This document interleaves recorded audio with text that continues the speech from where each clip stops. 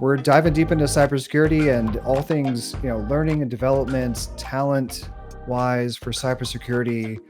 Um, why is this such an overlooked topic for a lot of MSPs? Why is the human resource and the knowledge gap like a bit of a gap? Well, it's so one thing I think is important to remember. We're MSPs are coming into their own. It's still a new industry. It's still something that, like, yeah, we feel like we've been around forever. When you compare us to like banking, or healthcare that have been around for like millennia, insurance, we're a new burgeoning industry, and we're figuring things out as we go along. And also, by a nature of the fact that we serve largely small and mid-sized business, the everything is shifting sands. Everything's changing around us. And so, I mean, just think about it. If you're an MSP listening today, the things that you're thinking about today and doing today and operationally busy with, you would have thought 7 years ago were just insane. You'd never have to be doing these things. And so I do think that's a big part of it. Is we're just a growing industry, and we're learning as we come along, and we're maturing as we go. So if I had to put an age on us, we're like maybe 5 years old. We're little toddlers running around. And I don't mean that in a negative way. I just mean that like just in a growth stage way. We're young and new. Beautiful age, by the way, 5 years old. It is So yeah, yeah, enough to, like, you don't have to put diapers on us anymore. We're relatively self-sufficient. We might right. still run into a Yeah. wall here and there. Right. Always a fun age. Amazing. So if you're just joining us, we're here in the MSP Experience Lounge. The light is lit. Wes Spencer is here from Empath. We're talking about cybersecurity, more specifically with talent and the maturity of MSPs, and just how we really dive into this and I guess to me, again, the marketing business guy, uncover the opportunity that is here before us because it's such an immature, such a somewhat new industry, and the world is for the taking. And yeah, just curious on your thoughts. Like, what's something that you've heard recently from a conference? You're in the field a ton. You're talking to partners all the time.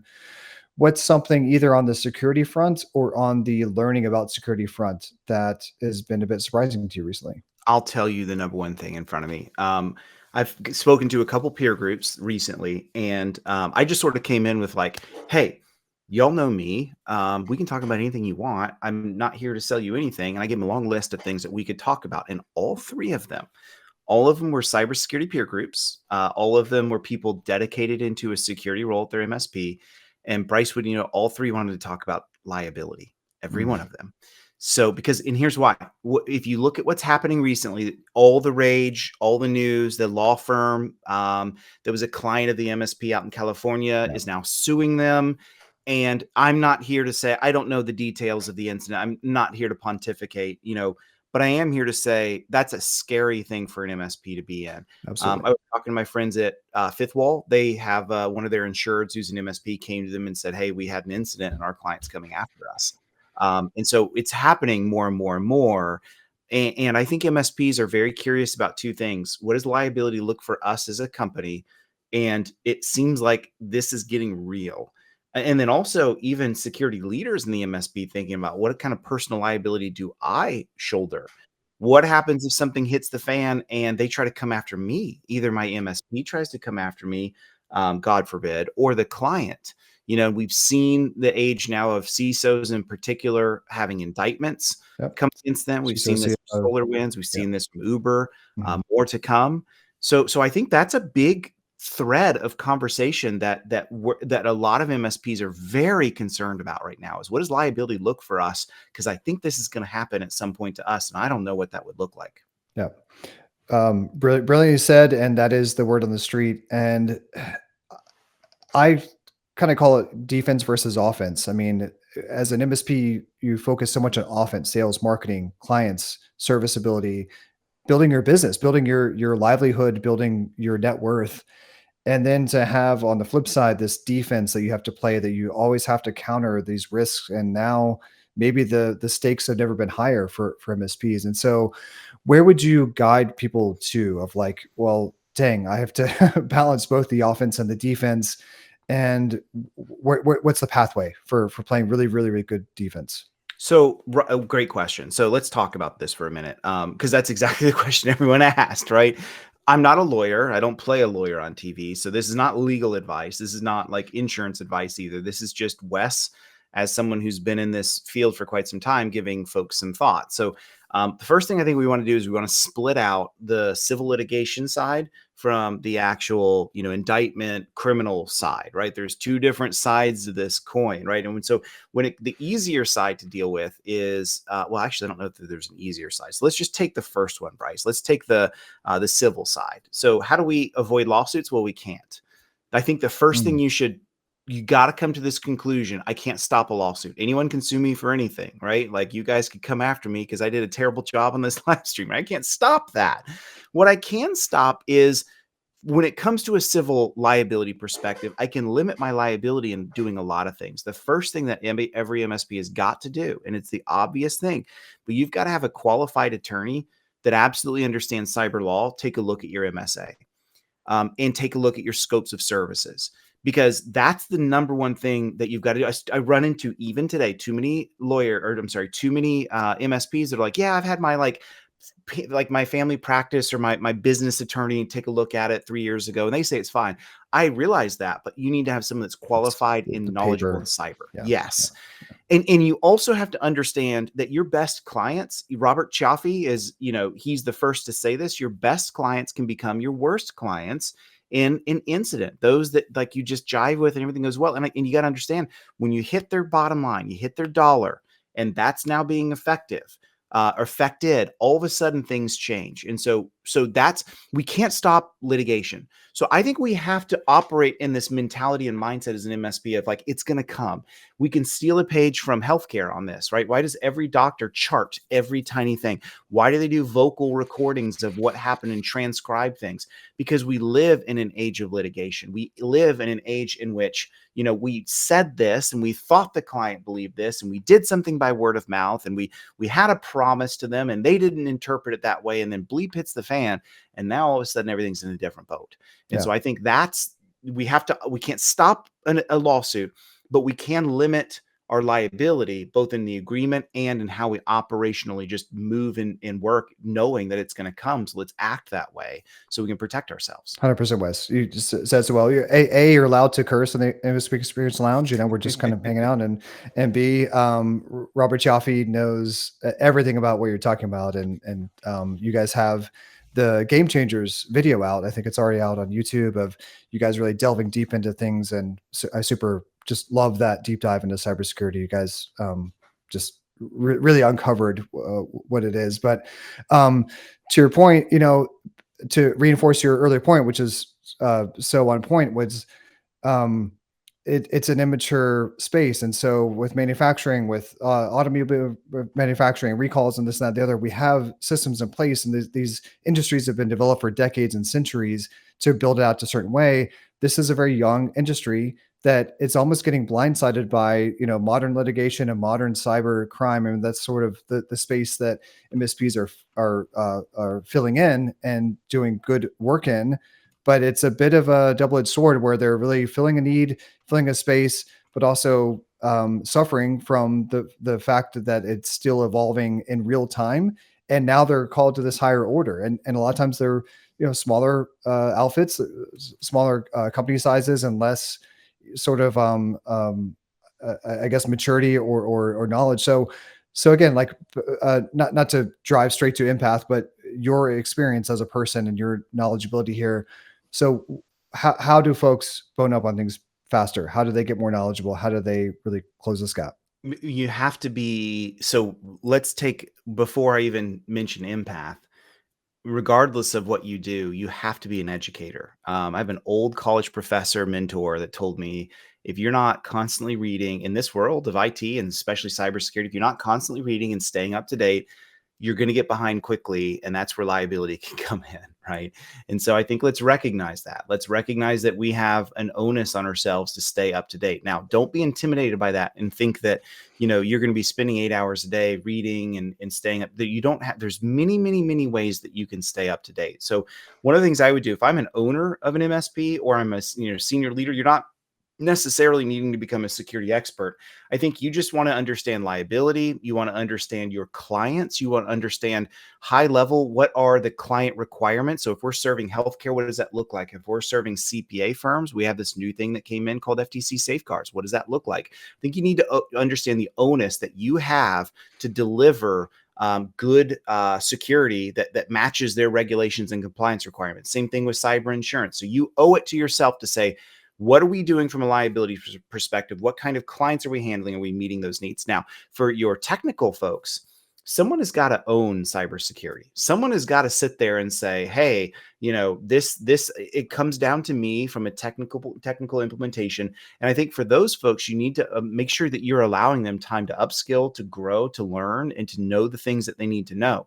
And so that comes down to where I would start with would be a cybersecurity framework, making sure that that individual or group of individuals understands what good security looks like. We have a free podcast on that. If anyone is listening, just search for the Cybercast.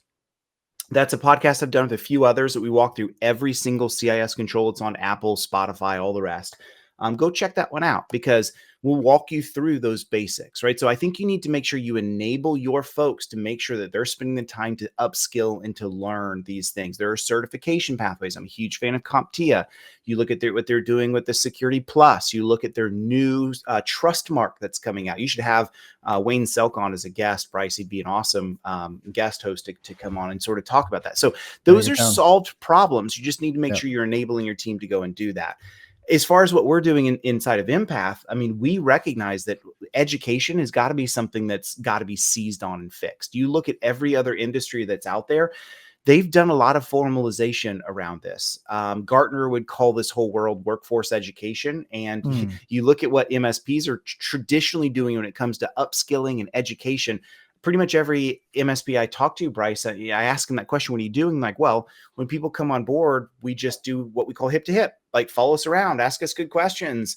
Hope you can figure this out on your own. Go check document management, but like you're on your own, Buster, go figure this out. And I'm like, we need to always have that in place. But at some point, we've got to augment that with standardized, accountability-driven, metric-driven growth and upskill. And that's what Empath is focused on, whether it's security or it's any other line of business in the MSP. That's what's critical for us. I'll just give one example of this. The gold standard of this is Chick-fil-A.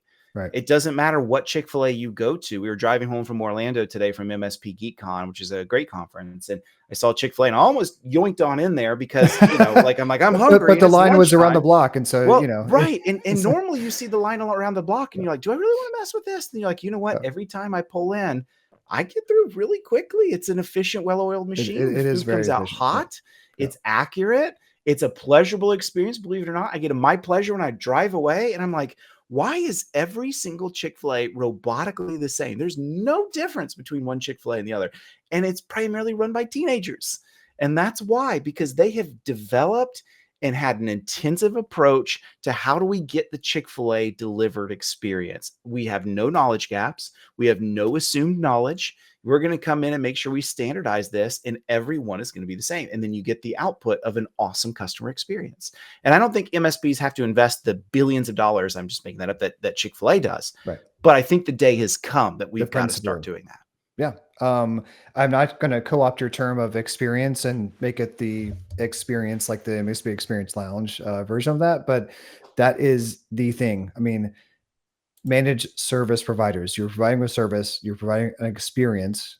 Maybe we can rebrand MXPs at some point, but it's exactly the same concept. And again, want to focus on you is it's not about my background, but I worked for an LMS vendor in the healthcare space. Cool. And that was the thing. It was like, it needs to be in a much more at that time, highly regulated space of these trainings, this compliance. And it was often to check the box. And just because you had to do it and you had to have this HIPAA thing and this certification and this, work safety training and stuff.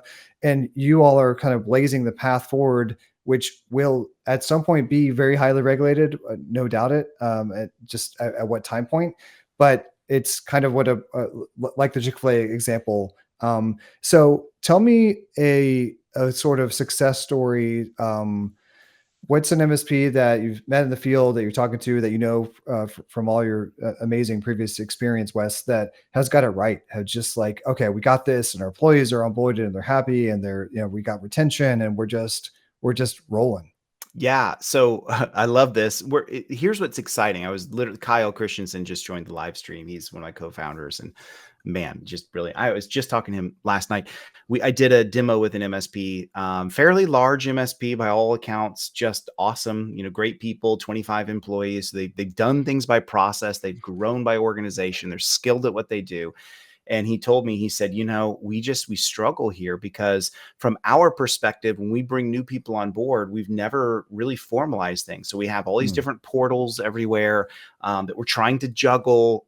We have no accountability. We've never spent the time to consistently deliver from day one all the way through your career progression. What does that look like to be an effective employee here at our MSP? And he's like, the day has come that we are going to do that. It is so mission critical. And I love seeing MSPs come to life on that. But what I've also noticed is Empath is 2 months in. We are brand new. We're the newest vendor on the channel, and we're proud about that. And so we're still learning these success stories. And so I'll share a couple with you. If you come back and ask me again next year, I think we'll have even deeper success stories. But I'll give you a couple that we're starting to see. And I just smile, I grin ear to ear because it's wonderful to see MSPs transforming their business in a way they've never done before. And so Yeah. here's one. They reached out and said, Wes, one thing that we're now doing, they said, we're doing this thing we call Tech Tip Friday. And what they do is they take a ticket that came all the way into their MSP, went all the way up to tier 3, meaning nobody else knew how to do this except for probably 1 or 2 people in the entire MSP. And so that tier 3 technician then took that after they solved it. They record their screen for 25 minutes and they say, hey, here's why this was escalated to me when it came in. Here was some analysis that I did. Here's some communication that would have been helpful for me to solve it quicker. Here's how I did troubleshooting. Here's how I resolved. Here's how I contacted the end user and made sure that we finished to resolution. And then they push that out to everybody in the MSP. And I think that's so Amazing. awesome because Yeah. now they're like, not only are we just training and dumping something into document management, hoping someone will find it, we've actually pushed that into a standardized learning journey. So now imagine 2 months from now, they hire a new person who comes in. That's now one of many things that are queued up in their learning journey that they're going to go and learn.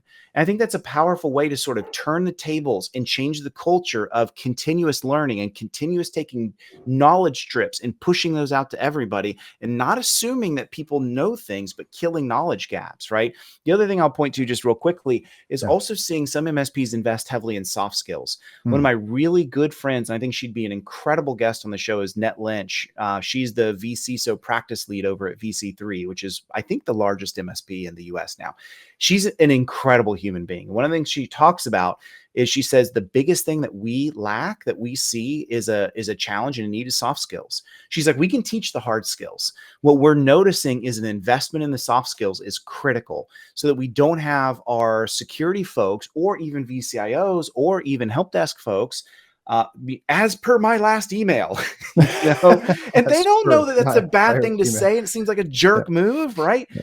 It's those kinds of things that like it's critical for us to teach. Oh yeah, I guess that could come across in a really bad way if there's no emotion and inflection. So Right. how do we do customer service basics and how do we teach those things, right? And so I think those are things starting to see MSPs come to life on all of those things as well is also amazing and powerful. Incredible. Lots to unpack there. I mean, a book I love is Made to Stick. I forget what the exact framework was, but one of the aspects of how do you get a message to stick and to really have impact is to make it concrete, to make it a concrete example. And so that idea of the actual case, the actual tier 3 escalation as an actual thing, rather than just this academic kind of theoretical kind of thing. Um, Not to ask the painful question, but are MSPs sometimes too focused on how do I land more customers or get more business or do more of this, that, the other, or and less on how do I provide a better experience? How do I make sure that the soft skills are there and that my clients are feeling heard and understood and helped? What a what a great question. And I would encourage anyone listening to this today, even fill out. I'm seeing the comments, so reach out in comments if anyone has any thoughts on this. Which one? Yes. What? That's an awesome question. Is it? I need more leads. or I feel like I need to build better customer experience. I will tell you, I've never run into an well, rarely have I run into an MSP that says things like, oh, I wish I just had better leads. I wish I had more at bats. Like they all say that. They all say, I need more at bats. And if I had that, I'd be better off. But I will tell you, and if Kyle, I see him on the live stream, he's probably furiously typing this. You come to a point where you realize through growth that it's actually not necessarily just more at bats that you need. Mhm. You need to, you get to this point where you're saying, I have like 400 people I've talked to over the past 5 years. I'm probably not reaching out to those folks. They have some amount of relationship, but I rather just a new at bat with someone that's completely cold to me, or do you need a better process to get back into this and start building and maturing and nurturing a pipeline for growth? And there he is. He just said it. Sales can be calculated. So we get to this point where like, actually, we can measure that. And that becomes one of the more difficult parts, right? Of how do we actually build a mature sales organization? Dave Saygraves, another person I'd love to see on the show, sort of an MSP coach. And he says all the time, he says, what he does is he helps MSPs from that 10 million revenue all the way up to about 30, 35. And he says, one of the things we notice is that owners are going through this treadmill at 10 million. They get to 10 million through, just grit and action and self sales because they're good at it. But then what they notice is they're still the primary person responsible for sales. And as they get new clients in, they actually have more matriculate out the back door from churn. And it's like a never ending treadmill. And they're like, what's going on here? I've been working for 2 years and we haven't grown. And they go and look and like, oh yeah, because for every new one I get in, we lose one on the back door. And so now we realize, we've got to mature this completely. So I'm saying all that to say, I'm pointing to, I think, good, mature, high growth MSPs are understanding this and recognizing it's not necessarily an at-bats problem. It's building a mature sales organization that has structure around it, has capability to grow, has customer service on the back end to make sure we're doing the right things, that has effective VCIOs that are talking technology strategy, things where the client says, that's a valuable conversation. You're actually making me better. Why would I leave? Those are the things that make successful MSPs that have high growth and will be able to continue forward. And those, again, the Chick-fil-A example doesn't happen by accident. You know that as well as I do, Bryce. We have to build for that. We have to train for that. We have to measure for that. We have to hold ourselves accountable to get there. Yeah. But so those waffle fries do not happen on Xn. I can guarantee that. But to be serious though, to tee up a thing that we talked about pre-show in exactly that same vein of thinking, you have to build the right business, has to be customer focused and solutions focused. You have to be a trusted advisor. But what is it about the founder's dilemma, the founder, the personality of the brand of the owner or the personalities involved, rather than just this kind of we're not all $1 billion fast food franchise. A lot of us are, an actual business with a face to it. Yeah. How many of us can name the CEO of McDonald's or the CEO of, I don't know, Walmart today, right? We all remember Sam Walton, who is the original creator. And I know there's exceptions. You have Elon Musk, at Tesla. You have, Steve Cook over at Apple. There are exceptions. But the idea is that for the most part, we don't necessarily tie ourselves into brands, and we don't necessarily, to us, we care more about people than we do brands. There are exceptions like Tesla, right? But for the most part, most people identify with people behind the brands. And there's a book that I love. We were just talking about this in the pre-show and I wish I had it in my other room. Otherwise, I'd be showing it in front of everyone. It's called Founder Brand. Y'all should go buy that today. Just get it off Amazon. I make no dollars for that. But that was really revolutionary for me and my co-founders, Alex and Kyle. This idea of like, how do I build a brand identity that is more about me than empath? And I know that sounds crazy, but people identify with who we are. And if they identify with who we are, then they'll want to say, well, tell me what you're solving for and how you can help. Right. Because now I believe that you can actually do something for me that would be effective, something I care about, right? And that has been really revolutionary. We've really pretty much spent $0 in for us in terms of like heavy marketing at the moment. Those days will change, but we've just been relying on a founder brand mentality as we've grown Empath. And we've hit, it's been crazy growth. I mean, I don't want to turn this too much onto Empath, but we've hit 100 and 10, 12 MSPs just like within a couple months. not because we put all this money into like crazy SEO stuff, but because we've been investing years and years and years just helping MSPs. Here's podcasts for you. Here's, all kinds of events that we've done on and on with Right. no ask at all. Just here it is. Here's everything I got. Right. Hope it helps.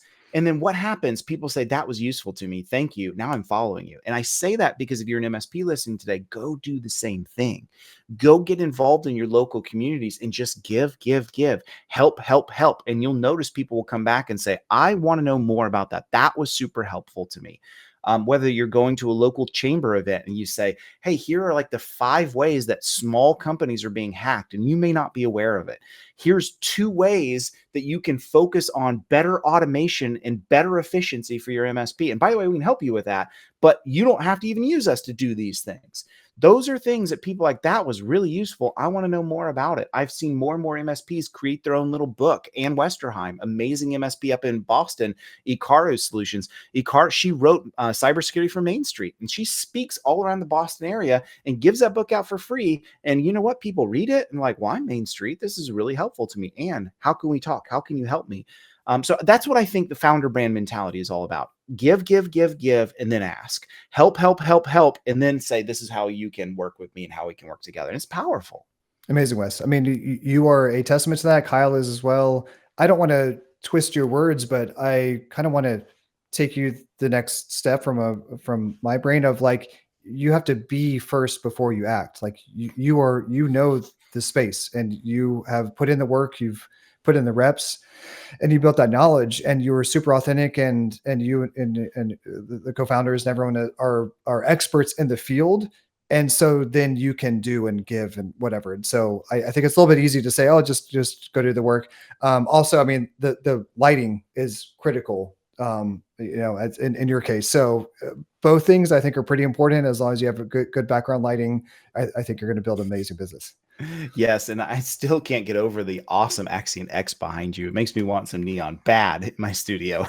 You said the podcast had cyber in the name, so I'm not sure if there's a cyberpunk feel to it, or if we got any Blade Runner vibes going with that. Anyway, it's some things to workshop in the future Yeah, potentially. yeah, yeah, Amazing. yeah. Awesome, cool. I love the success stories. And so what do you feel is the predicament? So let's kind of circle back and recover some ground and explore a little bit more.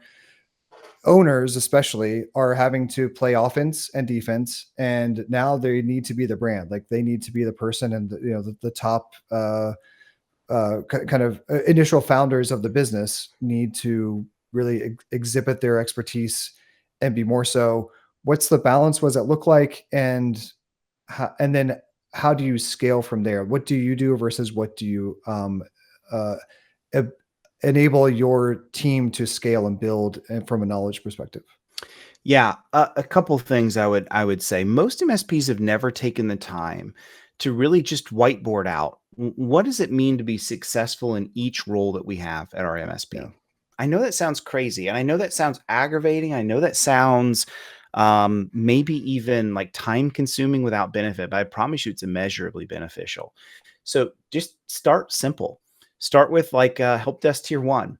What are all the things that we need and expect for our help desk tier 1 folks to know? And you can start by bringing a bunch of people into the room, including some help desk folks, and say, what are the commonality? What are the things that you do and find yourself doing over and over and over all the time? What are the tools that we need to know, whether that's built-in Windows things, whether that's tool specifics around the PSA or RMM, whether that's how to do something inside of Axcient, how to handle that. Then also, what about all the knowledge components, right? What are the things that we have to know? Customer service basics, how do we actually communicate? Where is an email better than a phone call? How do we actually handle ticket handling on certain things? And what does the flow look like? It may sound difficult, but it's one of these powerful things that you can start to do. And when you start drawing this out and you start to kind of build through the knowledge requirements, then you can start to address those things. You can start to find gaps. And then you can even start doing ticket analysis and saying, we thought we were doing a good job over here, but did you notice we have, 14% higher ticket volume on X, Y, and Z? Or higher escalations over here on these things? Maybe we need to go and augment and change that and reassess.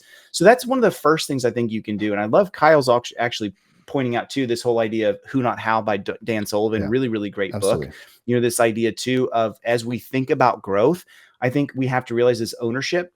There's only certain things that we can do. Yeah. And at some point, we have to be willing to let go of the reins and make sure that we have the right people in the right seats, making sure that we have given them the tools and the accountability necessary to make sure that they're doing what they need to do. And we release some things that we just feel like, if I don't do it, it's not going to get done, or it's not going to get done well enough. And you have to recognize, and again, we see this, one of the hardest things to do. And I'll eat my own words over the next 3 years as we grow Right. Empath. There are just certain things I can do really well, but I should not be doing. Right. But also there's things I'm terrible at. And the first thing I want to do is go let go of those things. Right. And so I think that's another component too, is just really thinking who should be the right people doing the right things as we grow. And those are difficult, difficult things, because I think a lot of MSPs have grown up I started this thing, it was just me. And what do you Yep. know? We're now 15 employees. Yep. I didn't intend for this. I'm an accidental entrepreneur, and we've grown like crazy, and I wasn't prepared for it. And so those are things, I think, again, you hear the cliche working, on your business, not in your And business. We yeah. hear So that, but it is a powerful thing. And you've got to start working on those things, because that's where you start to hit growth and scale like never before. 1000%. And I feel it's particularly difficult for folks in this industry of like, you are the hands-on person. You're an MSP, you're solving problems, you're protecting businesses from cyber threats, and you want to be a helper, you want to be hands-on, and you're almost like an accidental entrepreneur. And so all of a sudden, and so Kyle's point about delegating is perfect. And so what is the advice? Like it feels like it's even harder for folks in this industry to do exactly what you just said, which is so critical for any business to scale. And so how do we kind of push them over the edge here? Just what's the inspiration? Yeah, I think a few things. I mean, there's so many, we could talk all day about this. From a security perspective, let's start there, since that's really my wheelhouse, right? When it comes to security, recognize that you have certain mandated requirements you have to do no matter what. But that doesn't mean that you have to be the one to do them. I was talking to a good friend of mine, Reg Harnish, over at Orbital Fire. He said, Wes, for us, he said, our target market is these really small MSPs that have the burden to do threat detection and response, to be able to do some of like the risk reporting, that they just, as a 1 or 2 person up to 5-person shop, they can't do it. Mhm. There are too many fires burning. There are too many priorities. There's too much things that are happening that the owner just realistically, let's be honest, has to do. Those are things that have to be outsourced. And so I would just tell you, as an MSP, if you feel the pressure to have to be doing things like building out, EDR and full detections and manage them yourselves, someone's told you wrong. Let me just tell you right now, someone has told you wrong. Not because you shouldn't be doing them, but because you as an MSP cannot do those internally. And you need to find a partner that can help you with those things. But as you continue to grow, you will continue to come back to that well and say, okay, we're not changing necessarily what we're doing, but we're changing the scale and the how of what we're doing. Maybe there's some more things we can pull in-house. Maybe there's some things that we can start doing a little bit more. I wish I'd been thinking about this. I can give this to you guys later, Bryce, but Kyle and I built something we call a cybersecurity maturity model. And in this discussion, I'll give it away for free. I don't mind a bit. It kind of walks you through the big things at each revenue level that an MSP should be thinking of. So just to paint this out, a $5 or $10 million MSP should never think about building their own security operations center. I'll just say it, it's impossible. If you're a $50 million MSP, 75 million, now it's possible. Now you can afford to hire, somewhere between 13 and 15 security personnel at 100 to 120K a piece. Now it's doable. So just think about and recognize there are things that you can't do that you're going to have to do that you outsource out as you grow. And that's the big component. And I know that sounds tricky and hard. So I'll share it right after this call. I'll send it to you. And if anyone wants to get access to it, maybe if Kyle is still watching, he can post a link. Come in on, the Kyle. chat. Put in some work here. Let's Yeah, get it. get Let's something get in the done here. comments. Yeah, What exactly. are you doing right now? Yeah. I don't want to mean to sound like a broken record, but this make or buy decision is just so critical to every professional worker, every knowledge worker. And you're Wes consistently saying this in spades, like over and over and over again. Know your brand, know yourself, know the experience you're trying to drive. And as you scale, know what your limits are versus what someone else is supposed to do. I'm going to butcher some of the marketing maybe you all have had. I don't want to get the tagline wrong, but like you're saying, you're empowering MSPs to hire someone from Starbucks. I mean, what a career opportunity that could be for someone to go from barista to, T1, T2 uh, levels in an MSP. And so, A, how is that possible? What do you all do? But B, as you see this in practice, I mean, how cool is that for the sort of digital revolution that we're going through? Yep, it's powerful, isn't it? So, the design thesis of Empath. I mean, Kyle's built multiple MSPs. Alex was an MSP owner for 17 years. We've been in this space for a long time. So our design thesis is that MSPs, when they hire, they don't hire from, Microsoft or CrowdStrike or Axcient or, Ivy Leagues. They hire from Best Buy, or they hire from Starbucks, or they hire from community colleges. And that is not a bad thing. That's a gaming the system exploit level thing. That's amazing, Right. because now you have unlimited input. You can literally hire from anywhere, absolutely anywhere. You're looking for technology aptitude, and you're looking for awesome personalities. And if you find that, you're a fit for us. And you know what Mhm. also comes with that benefit? No baggage. You get people that are hungry to learn, that are excited, and they're not coming in with a $150,000 salary like, well, this is the way I did it at XYZ company. We're going to do it this way. And it just causes Right. conflict. Nope. You're getting people with Hungry. basically no experience. And that's unbelievable. Yeah. But what comes with it is the same challenge that Chick-fil-A has, or our chief learning officer, Keith Craig. He'll tell you the same thing. He used to do all corporate learning for Panera Bread. He's like, imagine my position, Wes, when I have 60,000 employees. The average tenure was about 9 months and the average age was 18. He's like, so when you have a turnstile, you have to start thinking through, well, how do we get people starting at ground level zero? How do we formalize that? How do we have accountability baked in, instead of just, pushing them off the cliff and say, I hope you got a parachute and hope you know how to pull that ripcord. It's actually, hey, no, we're going to walk you through this step by step, and we're not going to just push you off the cliff. And so I think here's the analogy. The analogy is this. As MSPs, we're more of a college football team than we are a pro team. And what I Hmm. mean by that is Okay. we have to recognize that our best employees are going to stick with us for 2 to 4 years, just across the board. Some may stay for a really long time because they love the work-life balance, they love the culture, they love the location, and that's great. But we're also going to have employees, especially as the MSP's requirements, being good at compliance, good at cybersecurity, all these things, they're going to get swiped up from a bigger org that can pay 150,000. And so a pro team in NFL, I'm not a big sports ball guy, but I know enough to say, if I'm the Kansas City Chiefs, I can put a franchise tag on Patrick Mahomes and he's never leaving anywhere. But Right. that's because I'm paying him one of the highest salaries in the entire league. So he's locked in. I can't do that as an MSP. So I have to take Saban's approach of, I've got you for Mm. 2 to 4 years. I know I've got you for 2 to 4 years. So the reason you want to come to us at Alabama is because I have the process. He literally called it the process. Right. And his whole pitch to kids was, go look at the league. There's no one that's getting you more prepared, and there are no better players, and we have more Alabama players than anywhere else. So if you'll give me 2 to 4 years, I'll get you there. You're Right. going to have to put in some work. You're going to have to follow the process. And what did he do? He built championship after championship after championship with different teams over and over and over. And so I just think that's a powerful analogy for MSPs to think the age and day has come that we must do this. I think we could slip by for decades just sort of hip to hip, but now the requirements, the onus, and the difficulty and the challenge is more difficult than it's ever been before.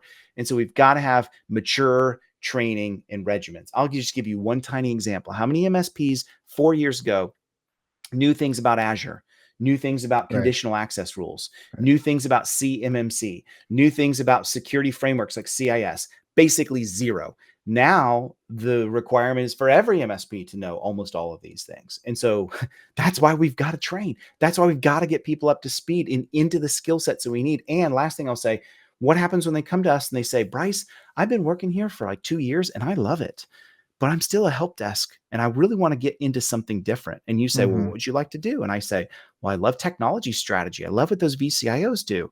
And then we say, well, great. We've got a way to get you there. If you can give me another year, I've got all the education and training that will get you into a VCIO role. And Right. LinkedIn did a study on this and found 94% of employees say they'll stay much longer at their org if they know their company is investing in their career progression.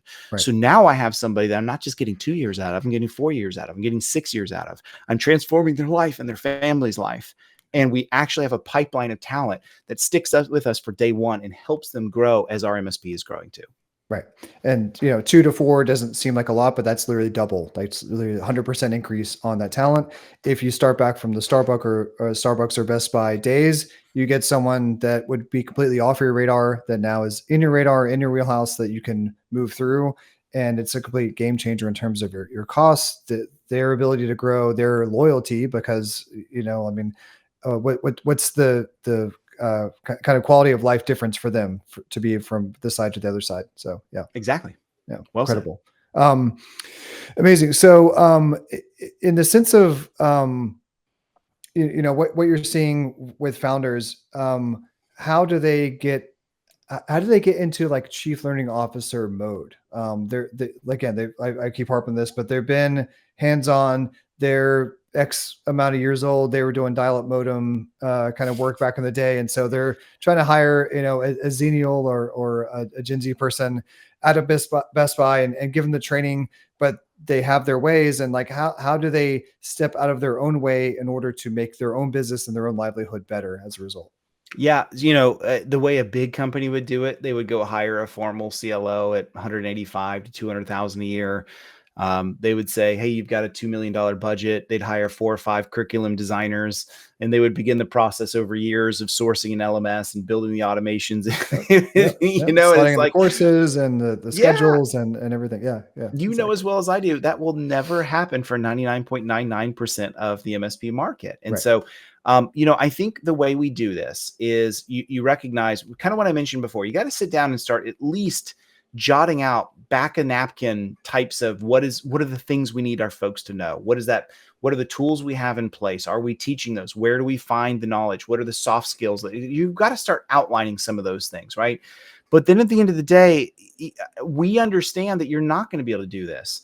When I was at Perch, we understood that no MSP, virtually no MSP, can go buy a generic SIM off the marketplace and build integrations and alerts and correlations and dashboards. You just never get it done. There's too many fires burning. So what do? We built a platform that does those things pre-built, and then you can tune and automate as you go. And so for us at Impact, that's the route we're taking. We know that you can't do this on your own. We get it. And so we're building tons of content that we have out of the gate. We're working with awesome folks to bring those things into the platform. And we're giving MSPs the ability to fine tune and put polish onto it by doing things that I can never do. Like, what are our core values? How did our MSP get started? right. What's our Q3 objectives? What's this new tool we bought that we want everyone to know X, Y, and Z on? Or we mentioned before, like the tier 3 ticket handling, things like that. And so to me, we'll do those things. And so I tell every MSP, I'll make you 2 promises if you'll make me 1 promise. I will give you a platform with measurability, accountability baked in, so you can see how your folks are going in progressions. I'll give you a ton of pre-built things that really make the job easy for you to help your teams grow. But then the thing I need back from you is the commitment to say, we'll round it out. We'll take Right. the 70% of the way there, and we'll finish out the things that we need to build. And I'm telling you, the MSPs that are committed to growth, they don't just say, yeah, we're excited about this. They say what Chris said on the demo we did yesterday. They're like, we can do no other. Right. This is the only thing that we can do to grow. We're committed to this because we have to be. Like, this is the future. Right. So that's kind of how I think you have to look at it as an MSP. And I like to call it kind of putting our big boy pants on, right? Like, it's just time we grow into this, because if we don't, we're going to stagnate. Yeah. Would you rather the government come in and tell you how to regulate stuff and have these courses and those other things, or would you rather take the opportunity at this point to have the strategy, have the learning strategy, have the talent strategy, and drive things through your business to be competitive? I think is the opportunity, but maybe the headache as well. To put the big boy pants on. To your point. Amazing. I mean, I can't, I'm starting a new segment. We didn't talk about this pre-show, just completely blindsiding you. Copper drop cybersecurity themes of 2024. So what's something you're buying into? Like, okay, this is a bit surprising. This is ramping maybe a little bit, or this is accelerating versus, this was talked about a ton and nah, maybe not as much as we thought in the November, December timeframe as of right now. Well, I think when we say cyber in particular, I'll drop the whole AI driven security, right? Like AI has proven itself to be really good at a lot of things, but we're also starting to get normalized to what it's capable of and what it's not capable of. We've said for the longest time, oh, we have like AI driven endpoint security. And basically, what we really mean by that is we have good machine learning. We're Right. doing some good, Big like data what we call, sets. Yeah. yes, exactly. And so I don't think, I think when generative AI hit the scenes, it was so, Shocking. revolutionary and Yeah. shocking, Yeah. yeah, at the hands and fingertips of the everyday user. And then we come back and we've normalized. I can detect AI art. I can detect GPT just by reading it. I think we've sort of normalized into, okay, it's not so scary as we thought that it might be. Yes, it's still innovating quickly, but I think I'm a dropper on the whole. Like, I don't think AI is here to push MSPs out the window in terms of relevance and security. Correct. I don't think that the tools here are so AI driven, so revolutionary that we can just drop everything and just let the Terminator, what's the Skynet just Skynet. run Yeah. for us. Yeah. Yeah, we're not quite there yet, right? So I'm a drop on that. As Awesome. far as what did you say? What was the other one? A Oh, drop and then copper drop. I'm dating. This is like a 7-year-old, like TikTok thing or something. okay. But what are you bullish on? What's something that maybe November, December timeframe? We're like, we'll see how that plays out. And as we've accelerated, we're a couple more months into the year. What's on the cybersecurity front? We've had a couple of vulnerabilities. We have a couple things go down the news. I'm just curious what's like. Okay, this is actually maybe picking up some steam I'm here. I'm bullish on less about any tools and more about continued maturity. Again, as we open this whole thing on liability, I Mm, think you add CMMC is very slowly chugging along, pushing the needle. Cybersecurity. If you look at cyber insurance, it's really stabilized. I was looking at all the raw data that just came in from Fitch Ratings, and we actually saw for the very first time sort of a normalization in the increase in the cost of policies, meaning and also sort of a normalization in the bloodletting on loss ratios, meaning how much the yeah. insurance carriers are losing to loss, which tells you that the tools are starting to standardize. They're starting to ask the right questions. So I think I look at a lot of this and I say, I think we're coming into our own in terms of, I think we'll see more towards the end of the year, a better standardization of what it means to be an MSP, Right. what it means to do the minimums of security. We still have a long way to go, and there's still things I want to see. I want to see some better national mandates and minimums come across. We're seeing state regulation push. Let me give you one example. Here in Florida, we just passed a House bill. I forget. It's like four. I'll have to look it up. It's 445 or something. I know it's not right. But basically, what it is an attachment to our data disclosure laws. Okay. And so what's happening is basically the state government is saying, if you have what they call a mature cybersecurity program in place and you're following, they give a big long list of security frameworks like NIST, CSF, like the cybersecurity framework, the CIS controls, or industry frameworks like health, like HIPAA and high tech, or FFIEC on banking, et cetera, et cetera. Then they say, if you're following it closely, you're now immune from tort, meaning that Mm, we're going to hold you, you won't be liable to lawsuits. We're going to give okay. you safe harbor. No. And I love that. I don't think the law is perfect. Don't hear me saying that, but I think Connecticut did one like this first. Florida followed second. I think we'll see more. So I think we're just seeing a better push at the state level and at the federal level to setting the standard, and the standard is actually higher. And I think that's such a benefit for everybody. So I like seeing this collision course of compliance mandates, regulation, cyber insurance, all kind of pushing to a middle of this is what's good. Yes. And I think we need that. That's helpful to with, everybody. with the tools and capability which seem to have been there before, but I totally get exactly what you're saying. Of for a time there, we had some just big kind of blockbuster, big in the news kind of attacks and things, and so it felt like these poor small MSPs. Like, what are you supposed to do? You're not a multi-billion-dollar company, and what are you supposed to do against supply chain attacks and state actors and these crazy cyber threats? But the tools are there. It feels like it is catching up. It feels like the standardization, the knowledge, and Yeah. with peer groups and community, which we should probably touch on here in a second. That has now maybe got us off of the back foot. We'll see with the AI threat vector. But I totally get what you're saying about AI not being the big potential that maybe we all thought it was going to be. But I guess remains to be seen what the threat vector would be with more AI and deepfake and that kind of technology. But I would agree in conversations in the field, in the community with okay, we have the tools, we have the standardization, we have more operational maturity than ever before. And this is a solvable problem, and we can do this. And if regulations are going to either push us in that direction or we can stay ahead of it, with learning pathways and journeys, then all the better. Well said. Well Cool. said. Wow. Well, no, you said it, Wes. I didn't, but It's the king of summarization. I mean, that's exactly it. So amazing. I tend to be I jokingly call myself the optimist, like the optimist CISO. There's not a lot of us that are out there. Right. But yeah, I think the future is bright and hope is there for us that are doing the right things. Again, going back to the beginning of a conversation, we limit ourselves in liability by doing the right things at the front of it with good MSAs. We make sure we have cyber insurance that comes in to help us, on the back end, on when the event, inevitable event happens, and everything in between is risk management. Everything in between is communicating to the client. Here's your responsibility. Here's mine. Here's what we're doing. Here's what the roadmap looks like. Here's the risks that we need to address. Here's the top threats that we're dealing with. And I think every MSP can effectively do that. I don't think those are the things that require, rocket surgery degrees, as my friend likes to say. I think we can make those things happen. I love that saying as well.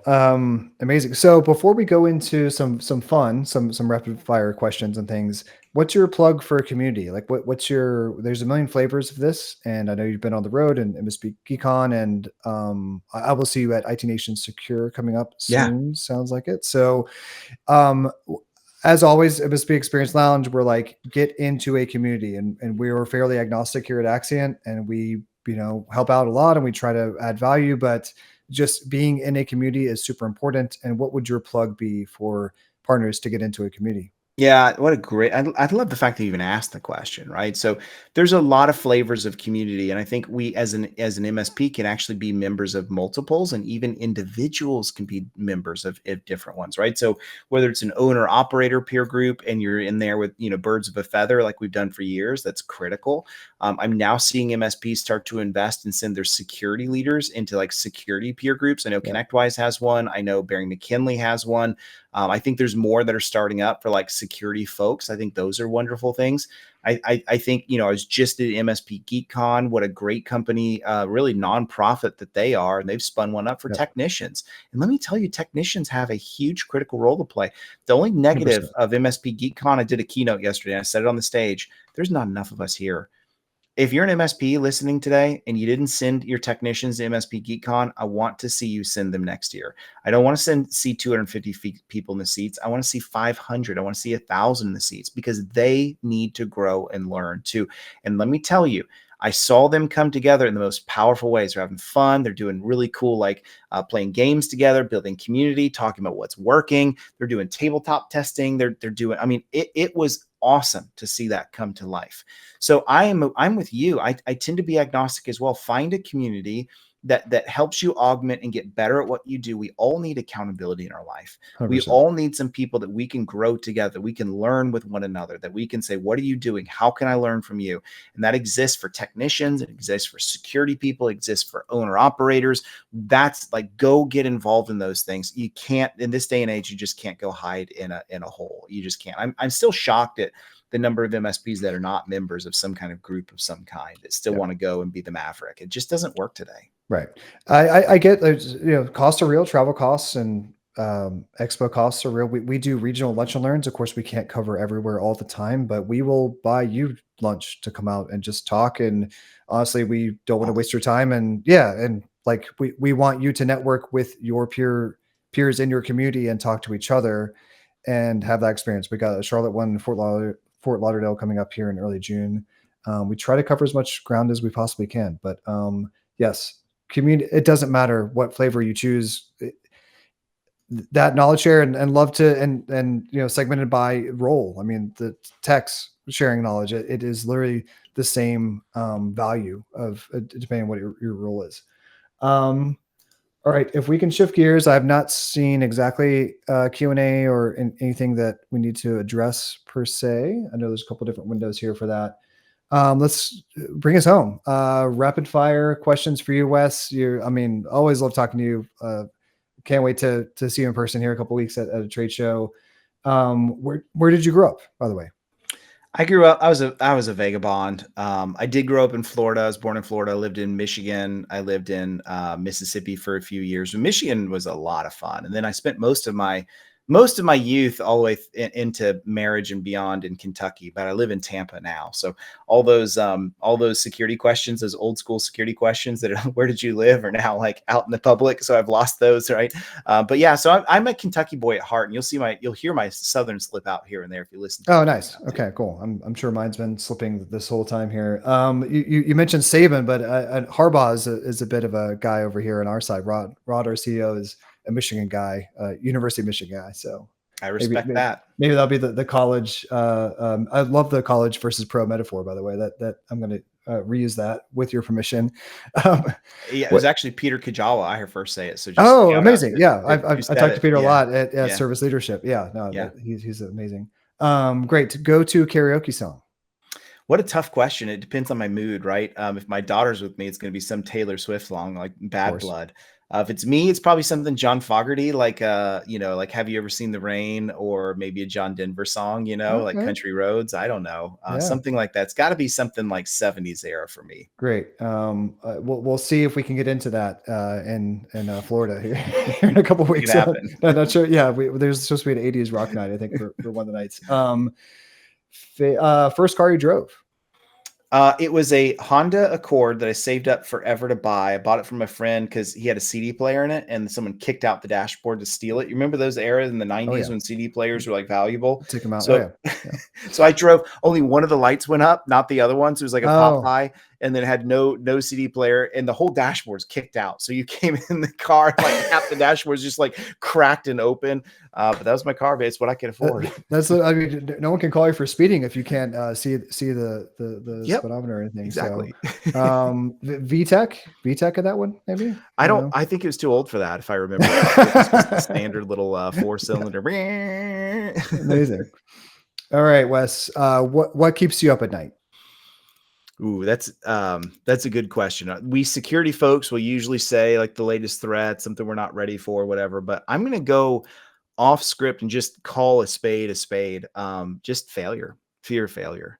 Hmm. When you start a new company and you're, 7, 8 weeks in like we are, you just don't know the outcome. You don't know, is this thing going to work, or is it a colossal crash and burn? Everyone will make fun of you. So I kid you not, there are many nights I wake up like, we didn't do this. This isn't going to work. Why are we doing this? What should we do over here? My MSP GeekCon keynote, I was talking about, they wanted me to talk about leadership. And I said, the honest truth of leadership. I showed that picture of like the continental divide, and you know how like that drops off in the ocean. It's just a black abyss. I Yeah. showed that picture. I'm like, that's how I feel as a leader. I don't know about anyone else, but I feel like I don't really know where I'm going. All I know is to put one step in front of the next, and I'm trying to help and solve a problem. The question is it a problem anyone wants solved? That's a scary thing. So to me, that's it. Like, that's what keeps me up at night. I'm gonna pause there for the gravity of it. The fact that you're so genuine about it, and everyone who knows you knows that you and the whole crew there is so authentic that I think that's going to solve itself for itself, right? So the fact that you have that humility, you have that vulnerability, you know what the space is, and you know what problem you're trying to solve, and yeah, you've got this humility about it. I don't see why it wouldn't be successful with the kind of attitude and heart that you have for it. I appreciate it. And to us, I think the one antidote to that is listening well. Yeah. Just listening to your partners. Does this make sense? What do you think? Kyle just wrote in and says he doesn't sleep, but he's got a baby coming. So if he doesn't sleep now, he is not going to be sleeping the next week or two. Cut that at 50%, Kyle. Yeah. Sorry. Sorry, Yep. sorry. All right. Well, I won't sign him up for the next MSP Experience Lounge. Let's give him a couple months, years of sleep and recharge the batteries, but would love to have him on. And you guys He's are, incredible. oh, you all are fantastic. I mean, just love talking to you. Thanks for the video that you did with Robert Shafi on our side, MSP Game Changers, which is on YouTube. Where can we find you, Wes? Where should people find you? Yeah, just a huge fan of Axcient. Y'all are awesome. Thanks for being who you are. It's just a great community player. So I'll be at PAX 8 Beyond. I'll be at IT Nation Secure. Here on LinkedIn is probably one of the best ways to follow me. I'm very, very active here. So you'll see all the things that I'm involved in. You'll see me post about them. So give me a follow here is probably the best way to do it. You can reach out to me and DM me here on LinkedIn if anyone wants to chat. And then our website is empathmsp.com. So easy to get there as well. Amazing. Love your social presence amongst many things that I love about just the problem you all are solving aggressively and with an open heart. So uh, uh, I can't aspire to kind of have a better path forward than that. So I think that wraps our time. Thanks so much again. Really appreciate it, Wes. Thank you for having me. All right, awesome. Thanks everybody.